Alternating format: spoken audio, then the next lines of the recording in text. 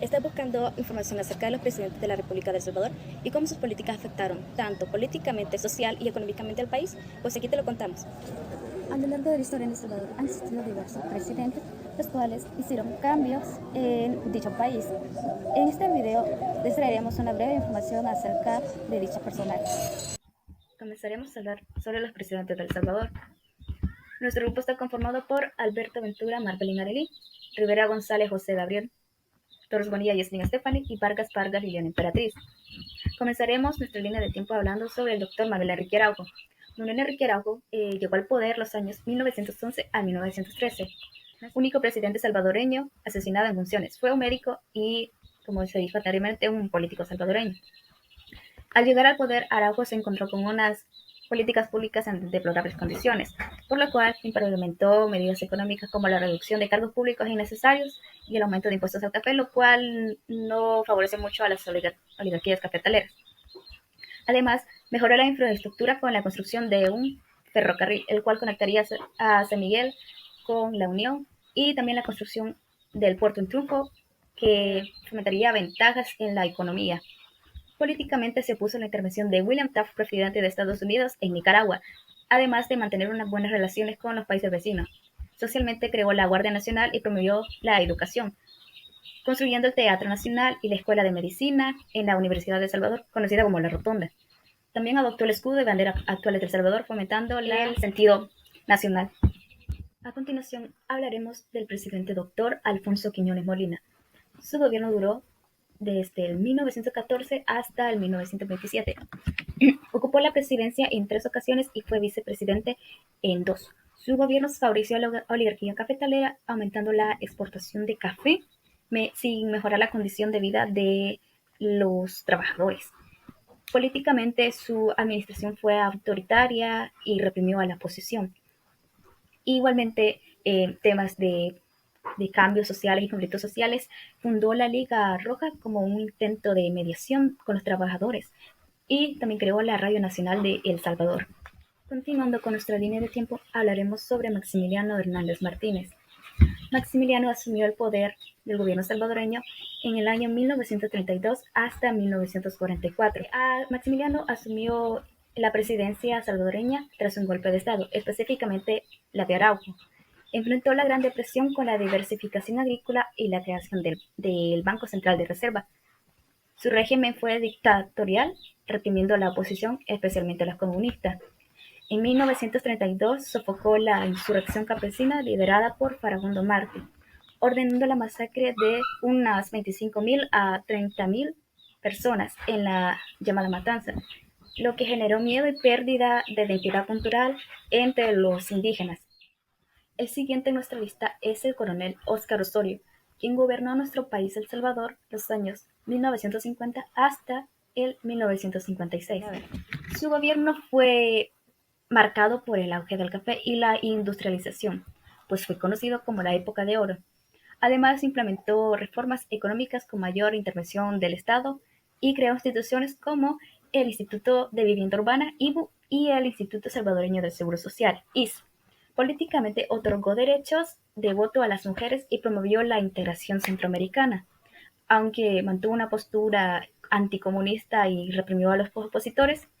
También impulsó infraestructuras como la presa 5 de noviembre y la construcción de la carretera panamericana. Buenas tardes, licenciada. Yo continuaré hablando sobre los cambios que ocurrieron en los gobiernos de nuestro país, El Salvador. Comenzaremos con el gobierno del coronel José María Lemos en los años 1956 a 1960. En los cambios económicos tenemos de que hubo un aumento en la economía gracias a la exportación del café y el algodón, aunque igual se seguía sufriendo de desigualdad. Y en los cambios políticos tenemos que el gobierno de Lemos fue caracterizado por mantener un carácter autoritario que limitó la libertad de expresión. Y esto causó protestas y también llevó a un golpe de Estado en 1960 donde él fue derrocado. En los cambios sociales, como ya dije anteriormente, tenemos las protestas y la represión. La represión fue contra los movimientos de estudiantes y sindicales.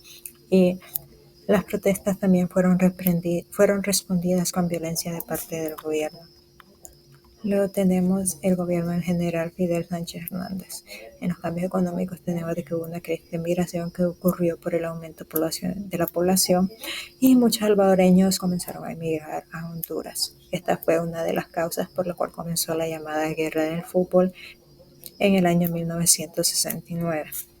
En los cambios políticos tenemos, como ya dije, la llamada guerra del fútbol y también tenemos la represión. Esto fue porque el gobierno fue acusado de fraude electoral y también acusado, como ya dije, de la represión contra los grupos de oposición. En los cambios sociales tenemos las consecuencias de la guerra, que fue una deportación masiva de salvadoreños desde Honduras de regreso a nuestro país, y esto causó una crisis humanitaria, ya que todas las personas que regresaron no contaban con empleo ni con tierras para trabajar, lo cual aumentó la pobreza de nuestro país. Luego tenemos el mandato del coronel Arturo Molina. En los cambios económicos él intentó una reforma agraria, pero no tuvo éxito.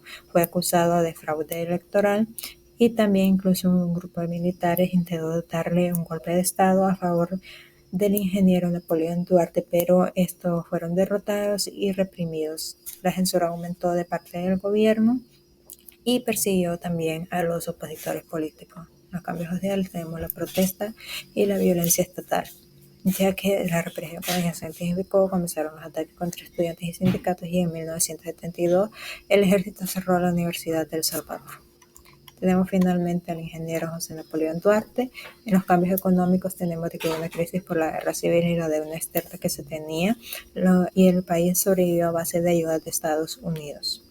En los cambios políticos tenemos la guerra, que fue de 1980 a 1992, y también se intentaron hacer negociaciones con el FMLN, que en ese entonces era un grupo guerrillero con el que luchaba contra el gobierno. En los cambios sociales tenemos la violencia extrema que causó la guerra, pues provocó miles de muertes, desplazamientos forzados y muchas violaciones a los derechos humanos, o sea, una crisis completa humanitaria. Tanto el ejército como la guerrilla cometieron actos de violencia contra la población civil que han dejado marcada a la población hasta la fecha.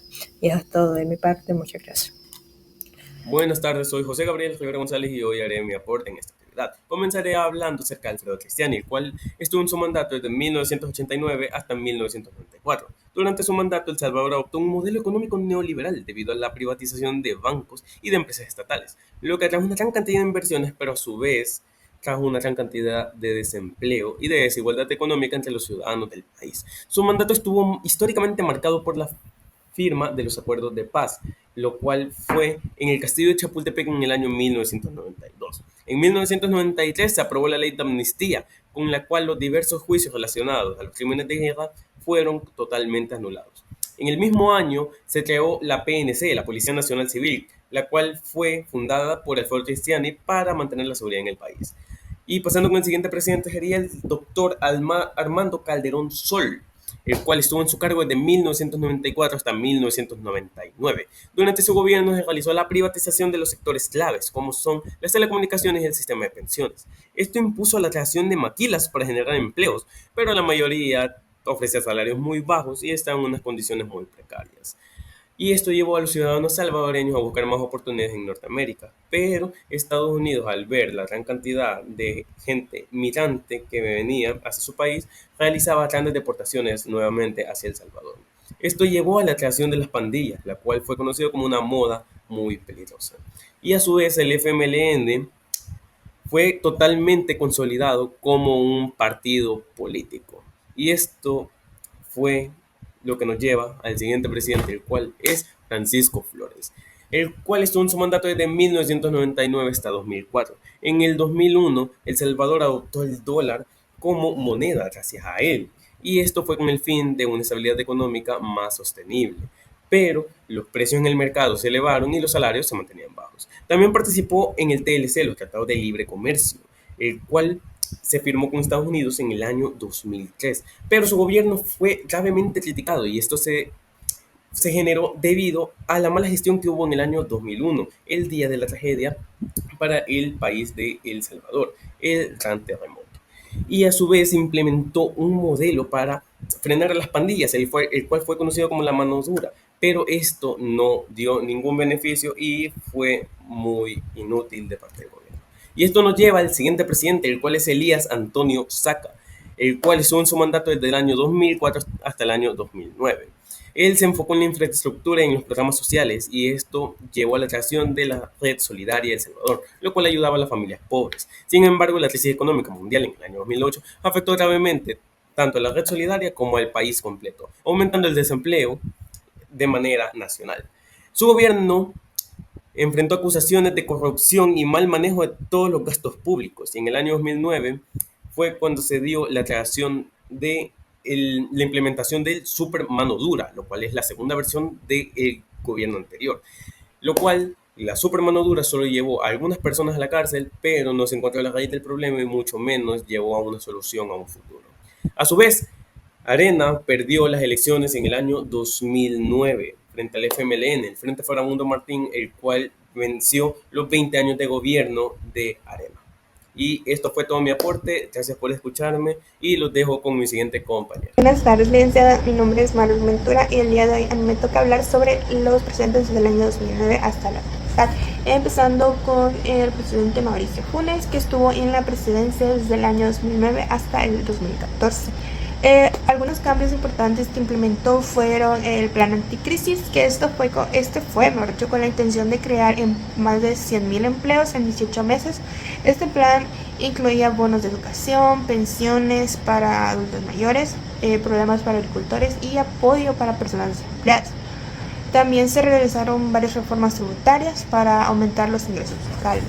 Funes fue el primer presidente de izquierda de El Salvador. Él llegó al poder representando al FMLN y terminó con más de 20 años de gobierno de derecha. Su administración intentó abordar problemáticas de inseguridad, de violencia, pero esto no fue tan así, ya que luego de su llamada tregua de pandillas, se dio a conocer la mucha falta de transparencia y los privilegios que se les estaban dando a los pandilleros. Esto solo logró que los homicidios volvieran a aumentar.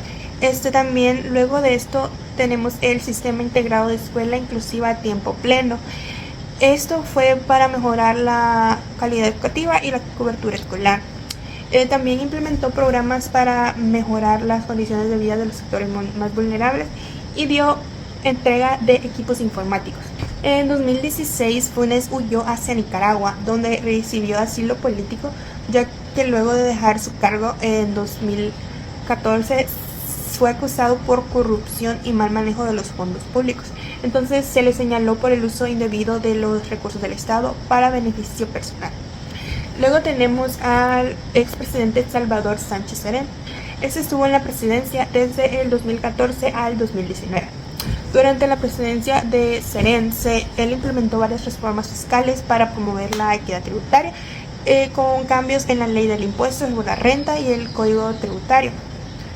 A nivel internacional, su gobierno destacó por la histórica visita a China en 2018 y el recibimiento de varios mandatarios importantes, podemos decir. Entonces, también impulsó programas para reducir el analfabetismo y mejorar la seguridad, como el Programa Nacional de Alfabetización y el Programa de Escuelas Abiertas para la Convivencia. Sin embargo, su mandato estuvo marcado por graves acusaciones, nada nuevo con los presidentes de nuestro país. Por último, tenemos al presidente de nuestra actualidad, Nayib Bukele, que es presidente desde el 2019 hasta la actualidad. Bukele durante su presidencia ha implementado varias reformas económicas como medidas para mitigar la inflación, la exoneración de impuestos en productos básicos y subsidios al combustible para hogares vulnerables. Promovió la opción de Bitcoin como moneda de uso legal. Bukele dio fin a un bipartidismo, ganando las elecciones en 2019 y logrando una reelección en 2024. Uno de los logros más destacados, podemos decir, de su gobierno es el plan el control territorial. Bukele también promovió el turismo como motor económico principal del país, creando nuevos atractivos turísticos como el Surf City y el centro histórico. Desde el 1 de enero de junio del 2024, Bukele se encuentra en su segundo mandato como presidente. Hasta el momento, las decisiones más habladas y criticadas han sido la reactivación de la minería metálica, la eliminación del Bitcoin como moneda de curso legal y la propuesta de recibir a los deportados de Estados Unidos. Y aunque en la actualidad se estén viendo cambios significativos por parte del gobierno para el manejo de los problemas, aún existe cierta represión y falta de transparencia hacia los ciudadanos. Por ejemplo, las medidas extremistas y la limitación de libertad de expresión a las masas.